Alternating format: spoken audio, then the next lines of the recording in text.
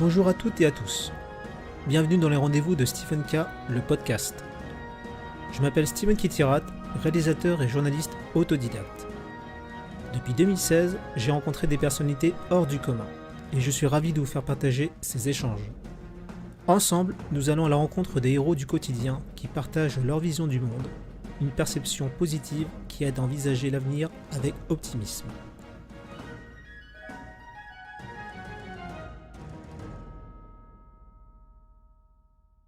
Bien, bonjour Asia. Bonjour, Merci d'avoir accepté mon invitation. merci de m'inviter. Je t'en prie. Donc justement, est-ce que tu peux te présenter pour nos internautes? Alors, je suis Assia Legras, je suis professeure de danse orientale et je suis basée sur Bordeaux. Et j'ai aussi une carrière hôtelière en tant que directrice d'établissement. Alors Asia, sacré parcours, quels ont été les éléments déclencheurs de ta passion pour la danse? Alors ça remonte, ça a été vraiment un parcours de vie parce que ma mère était danseuse. Je viens d'une grande famille d'artistes, de l'île de la Réunion, parce que j'ai grandi à l'île de la Réunion et ma mère était danseuse, dans le groupe folklorique de la Réunion, qui est un groupe, qui présente la culture et la musique et les danses traditionnelles de mon île. Et j'ai grandi, voilà, dans cette famille, d'artistes, où c'était tout le temps la musique, la danse, les tournées. On allait beaucoup, à l'étranger.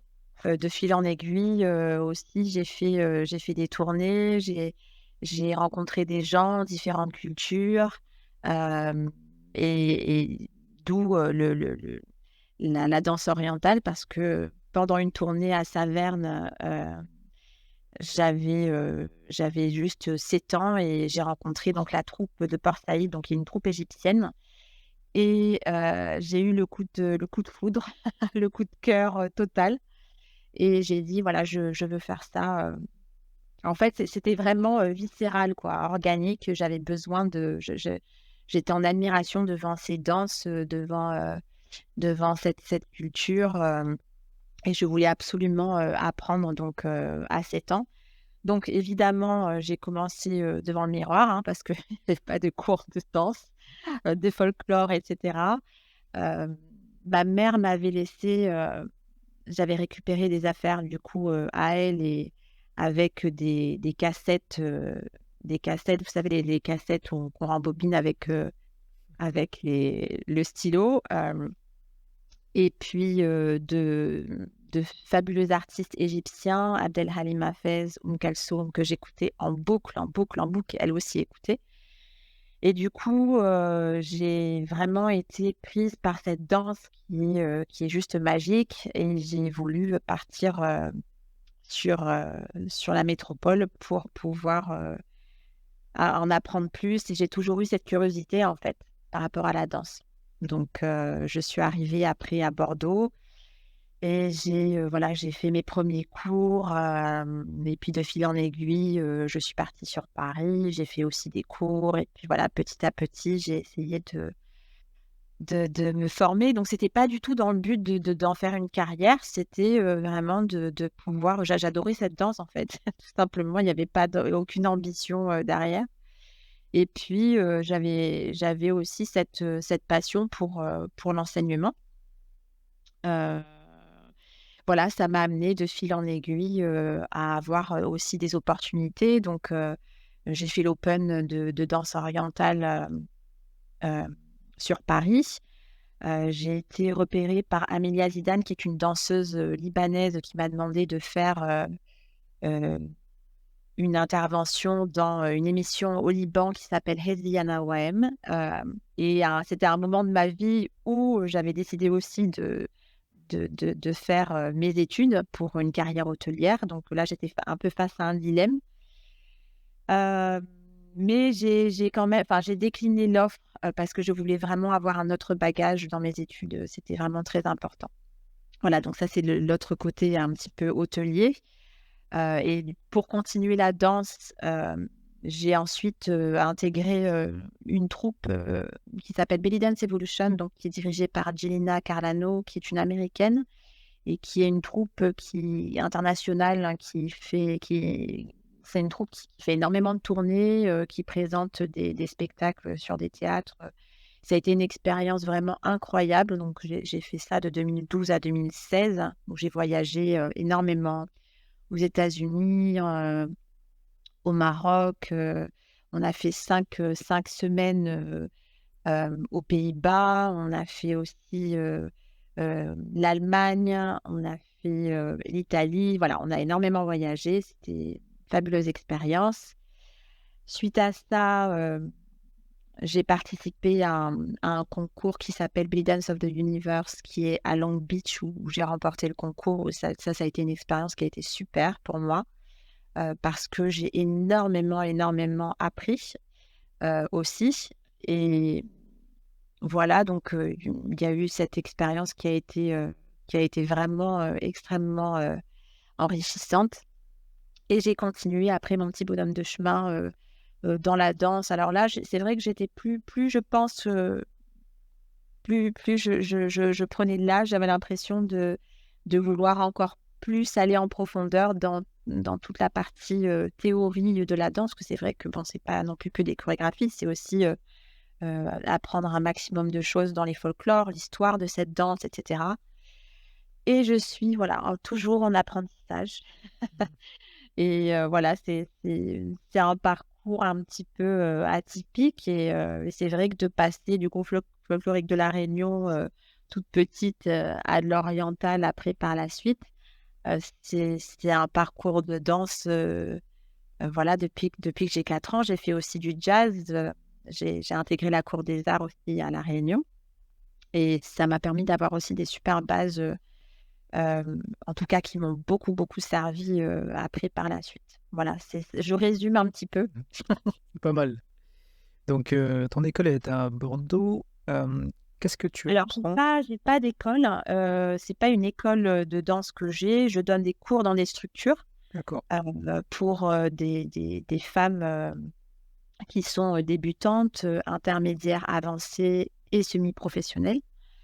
Et donc, il y a vraiment de tout. J'accueille ces femmes avec voilà, beaucoup de bienveillance et de pouvoir leur donner le maximum.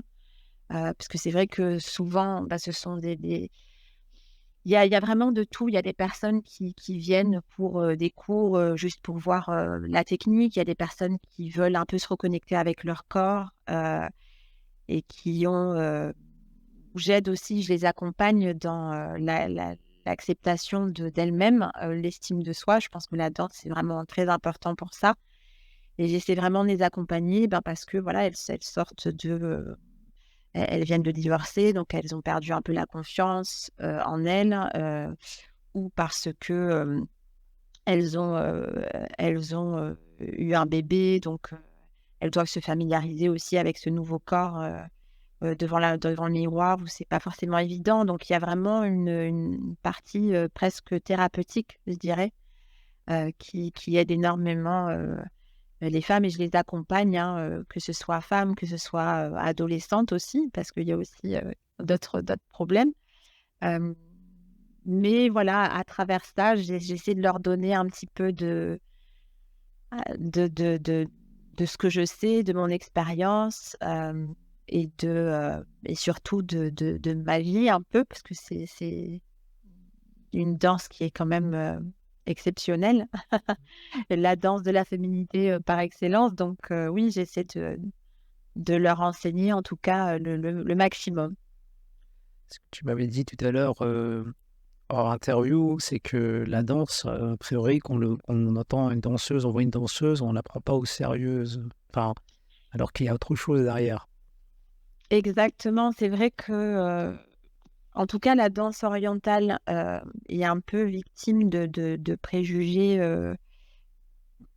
pour des personnes qui ne connaissent pas. C'est vrai, quand on n'est pas dans le milieu, tout de suite quand on dit danseuse orientale, on fait référence tout de suite à la danse du ventre et on bouge un peu. Voilà, non, ça n'a absolument rien à voir, et c'est quand même très réducteur. Et c'est vrai que dans cette danse, c'est une danse qui est très, très, très, très riche, très variée, avec énormément de folklore, énormément une histoire qui est incroyable. Et moi, j'ai vraiment pas fini d'apprendre, hein. J'en apprends tout le temps.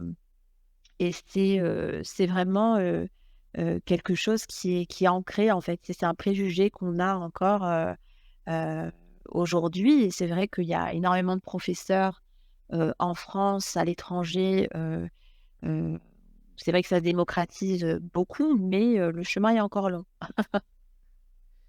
Donc, Assia, est-ce que tu as un message pour celles et ceux qui veulent réaliser leurs rêves? Euh, un message en particulier, oui, vraiment de ne rien laisser au hasard, de continuer à travailler, de persévérer, même dans les bons et les mauvais moments, parce que les mauvais moments, il faut aussi savoir s'adapter. Ça fait partie de ce qu'on devient finalement. Donc, il faut accepter ces mauvais moments et faire avec et persévérer.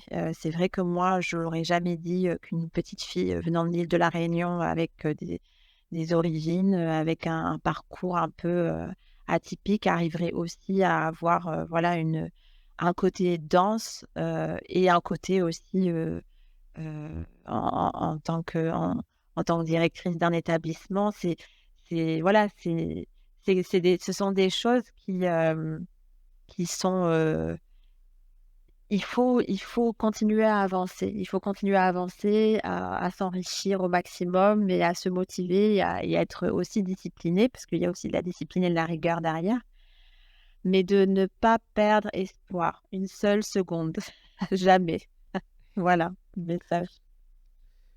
Une question un peu philosophique. Toi, à travers tes rencontres, qu'est-ce que tu as appris sur l'être humain?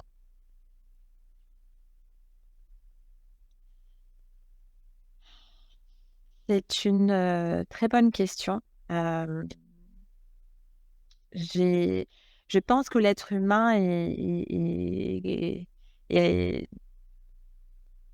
c'est très compliqué comme question parce que ça englobe quand même pas mal de choses. Mais ce que j'ai appris, c'est qu'il peut avoir des faiblesses comme il peut avoir une force incroyable de se relever des choses et d'avancer. Euh, et peut-être de revenir encore plus armé, encore plus expérimenté et avec plus de motivation. Donc l'être humain est capable de choses incroyables. Euh, il faut juste voilà, que croire en soi et avancer. Alors, Assia, question un peu difficile, hein, je pose que des questions difficiles. Oui. Est-ce que tu as une anecdote, j'imagine tu en as plusieurs, hein, mais qui t'a touché, marqué, transformé? Eh ben oui, je dirais la première chose, je pense, qui me vient à l'esprit, c'est cette rencontre avec cette danseuse qui a fait que j'ai voulu faire de la danse euh, et être imprégnée de musique également quand on a fait cette tournée. Donc même au plus jeune âge, à 7 ans, on est marqué par des choses, on est marqué par des sensations, on est marqué par tout ça et qui me reste encore aujourd'hui pour ma passion. Alors, est-ce qu'il y a des choses qui t'agacent, qui t'énervent dans ce monde? Dans le milieu de la danse, En général même. euh, alors, pas qui m'énerve, mais en tout cas qui me rendent... j'ai un profond sentiment d'injustice quand il s'agit de discriminer quelqu'un. La discrimination, elle passe par le physique, elle passe par aussi les métiers. C'est vrai que dans mon parcours, en tout cas hôtelier à côté, j'ai aussi été victime de discrimination en tant que femme. En tant que femme venant de La Réunion, qui occupe un poste à responsabilité dans un hôtel 3 et 5 étoiles, j'ai été aussi victime de discrimination. Et ça, c'est vrai que c'est quelque chose qui est assez ancré. Alors heureusement, je suis extrêmement positive et j'arrive un peu à me dire: «Bon, bah, c'est un peu ancré dans cette société» et en même temps, c'est quelque chose qui me rebelle quand je vois l'attitude des gens, c'est, de dire, voilà, que vous êtes pas capable, de vous mettre un peu dans une box en disant: «Bah, voilà, elle est comme ça, elle est comme ci, elle est comme ça». On vous juge sur un physique, on vous juge sur vos origines, on vous juge sur un métier, on vous juge tout le temps. Quoi que vous fassiez, on est jugé. Donc c'est vrai que ça, c'est quelque chose bon, qui est un peu, ce serait bien de voir un peu au-delà de ça et de voir la personne en elle-même, d'où elle vient, ce qu'elle fait, ses capacités, ses compétences, et de pas s'arrêter à un physique, de pas s'arrêter, à, à une image, en fait, tout simplement. Et c'est vrai que moi, c'est quelque chose qui m'a énormément étonnée quand je suis arrivée en métropole. J'ai été extrêmement choquée par ce côté, aussi racisme, hein, il faut appeler un chat un chat.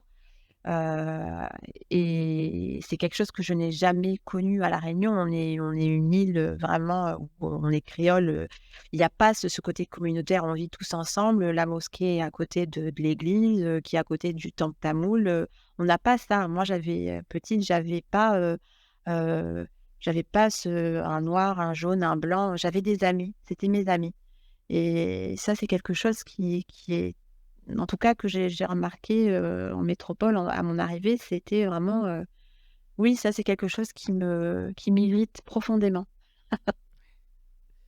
Alors Asia, actuellement, est-ce que tu as des projets que tu mets en place? Alors heureusement, j'ai beaucoup encore de rêves à réaliser, j'ai, aussi beaucoup de projets donc je ne peux pas en parler, là Trop tôt, parce ouais. que c'est encore secret. Mmh. Mais j'ai beaucoup de projets, encore, heureusement, hem j'ai énormément de choses qui se passent dans ma tête, avec la danse, avec la musique, avec, aussi mon parcours hôtelier. J'essaie vraiment de pouvoir m'enrichir, en fait. Je cherche pas dans la vie à aller au plus haut, à faire les choses, plus que ça ne m'intéresse pas. Moi, ce qui m'intéresse, c'est de pouvoir m'enrichir, c'est de pouvoir apprendre, c'est de pouvoir avancer et de l'enseigner. En tout cas, le transmettre à les étudiants, à le transmettre à mes enfants. J'ai envie qu'ils aient une vie, voilà, remplie, riche, riche de valeurs, riche de choses, riche de rencontres, voilà, c'est ça, en fait, ma motivation. C'est de pouvoir m'enrichir, vous savez, par exemple, les réseaux sociaux, j'aborde les réseaux sociaux vraiment avec énormément de recul. J'aborde la télévision avec énormément de recul parce que je pense que l'école de la vie, comme je l'ai eue petite, c'est vraiment dans ce qui se passe, ailleurs, dans la musique, dans la danse, dans les ouvrages, dans la lecture, dans complètement autre chose que ce que nous veut nous faire croire, cette société. Voilà, c'est